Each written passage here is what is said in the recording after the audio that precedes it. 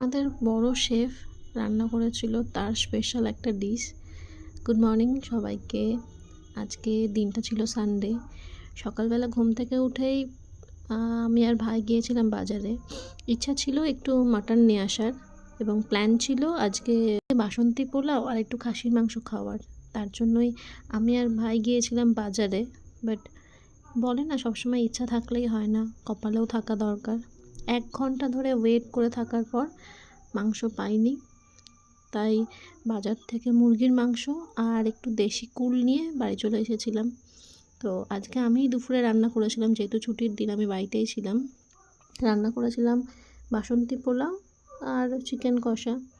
দুপুরে বেশ ভালো মতো খেয়ে দিয়ে একটা ভাত ঘুম দিয়ে দেখি সন্ধ্যা হয়ে গেছে। তো যেহেতু আমি দুপুরে রান্না করেছিলাম, তাই ভাই সন্ধ্যাবেলায় করেছিল ওর স্পেশাল একটা ম্যাগির রেসিপি। সত্যি কথা বলতে আমার ভাই বলে বলবো না, ও ভীষণ সুন্দর রান্না করে।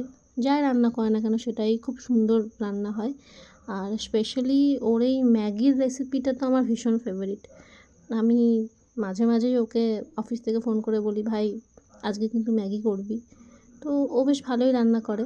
আর তোমাদের আমার ভিডিওটা কেমন লাগলো অবশ্যই আমাকে জানিও।